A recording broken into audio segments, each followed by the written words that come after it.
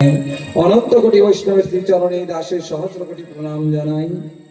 উপস্থিত যত ভক্তবৃন্দ আছে এবং বৈষ্ণবগণ, আমার গুরুজন যারাই আছেন, সকল বৈষ্ণবগণের শ্রীচরণে, সকল ভক্তগণের শ্রীচরণে, আমার গুরুজনের শ্রীচরণে এই দাসের কোটি প্রণাম।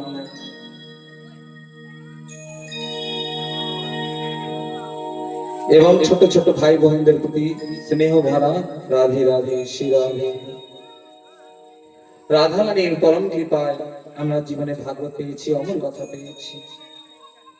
রাধা রানীর কৃপা না হলে শ্রীমদ্ ভাগবত কথা শুনবার সুযোগ আমাদের হতো না। দেবলীলায় ভগবান শ্রীকৃষ্ণ এই অমর কথা শিবকে শুনিয়েছিল। পার্বতী একদিন জিজ্ঞাসা করেছিল, প্রভু তুমি মৃত্যুঞ্জয় হলে কি করে? শিব বলেছিল, পার্বতী আমি অমর কথা নিত্য নিরন্তর চিন্তন করি, তাই আমি মৃত্যুকে জয় করে মৃত্যুঞ্জয় হয়েছি।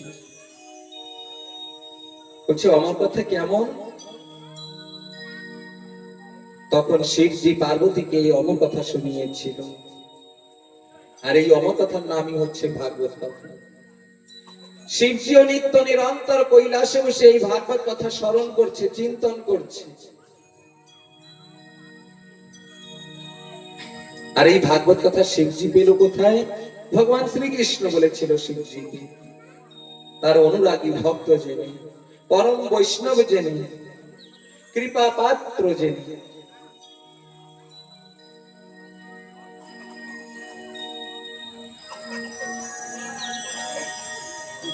পরাশর ঋষি উপযুক্ত পাত্র তালাশ করছে, ভাগবত কথা বলবে, ভাগবত কথা শোনাবে।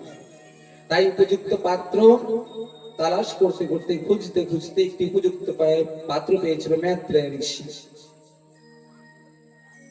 ম্যাত্রেয় ঋষিকে বলেছিল যে তোমাকে তো এই ভাগবত কথা শোনাবো, দিব্য ভাগবত কথা। যেই ভাগবত কথা গোলকে গোপনে ছিল, রাধারানীর কৃপায় জগতে এই ভাগবত কথা এলো জীবের মঙ্গলের জন্য। তবে আমি তোমাকে এই দিব্য ভাগবত কথা শোনাবো, কিন্তু তুমি উপযুক্ত পাত্র কিনা সে কথা তো জেনে নেই আমি। একটা গ্রাম অঞ্চলে কি সহজে একটা কথা বলা হয়, উলো বাগানে মুক্ত ছড়ায় লাভ নেই। তাই তো বলে গ্রাম অঞ্চলে সহজ ভাষায় যে কথা।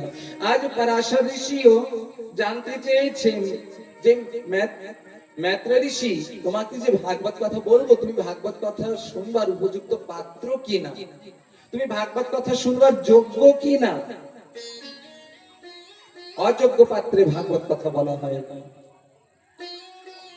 যদি তুমি যোগ্য পাত্র হবে তবে নিশ্চয়ই তোমাকে এই অমর কথা, দিব্য কথা বলবো। ম্যাত্রেয় পরাশর ঋষি চিন্তা করছে কিভাবে পরীক্ষা নেওয়া যায়। ম্যাত্রেয় ঋষিকে বলছে, যাও তুমি একটু আমার জন্য স্বর্ণ নিয়ে এসো, আমার জন্য স্বর্ণ এনে দেবে, বহুমূল্য স্বর্ণ এনে দেবে আমাকে। আমি সেই স্বর্ণের পরিণামে তোমাকে ভাগবত কথা শোনাবো। ম্যাত্রেয় ঋষি ছুটে চলছে, ভাগবত কথা শুনবে আর ওই পরাশর ঋষিকে স্বর্ণ দান করবে, স্বর্ণ এনে দেবে। অর্থাৎ স্বর্ণ দিয়ে ভাগবত কেনা যায়।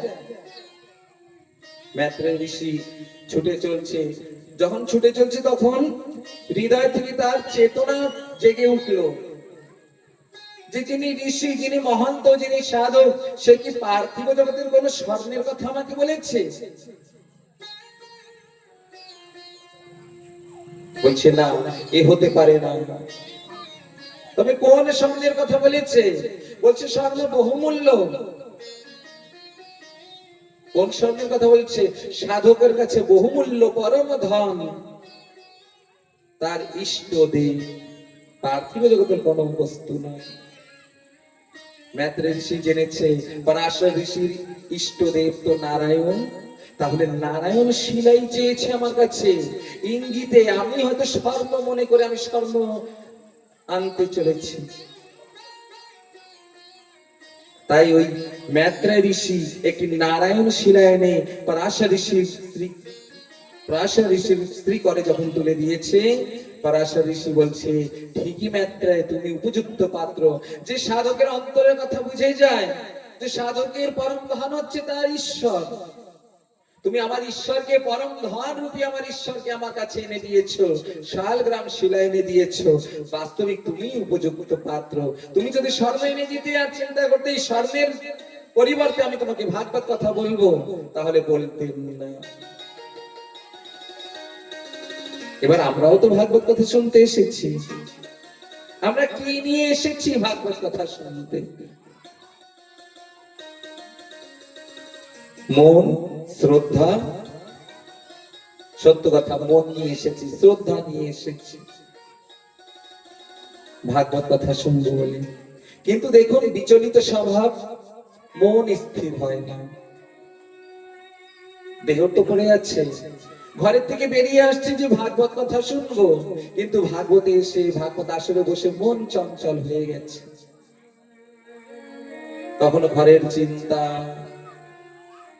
কখনো আত্মীয় স্বজনের চিন্তা, কখনো কিছু কিছু চিন্তা চলছে মনের মধ্যে। ভাগবত কথা শুনবো কখন? মনই বসছে না। আর সাধকে বলছে কেন বসছে না? বলছে ভাগবত আসরে 3 দিন পর্যন্ত ভক্তের মন সহজভাবে স্থির ভাবে বসে না। বলছে কেন? বলছে ভাগবত কথা শুনবার আগে যত পাপাচার কর্ম হয়েছে জ্ঞানে বা অজ্ঞানে, এই পাপের কারণে ভাগবত আসরে সেই পাপ আমাদের স্থির হয়ে বসতে দেয় না। যার মন স্থির হয়ে গেছে ভাগবতে, সে বুঝবে আমার জীবনে জ্ঞানে বা অজ্ঞানে পাপ কম আছে, তার জন্য আমার মন স্থির হয়ে গেছে। যার মন স্থির হচ্ছে না, সে জেনে নেবে আমার জীবনে পাপাচার কর্ম অনেক বেশি হয়েছে, তার জন্যই ভাগবতে আমি স্থির হয়ে বসতে পারছি না।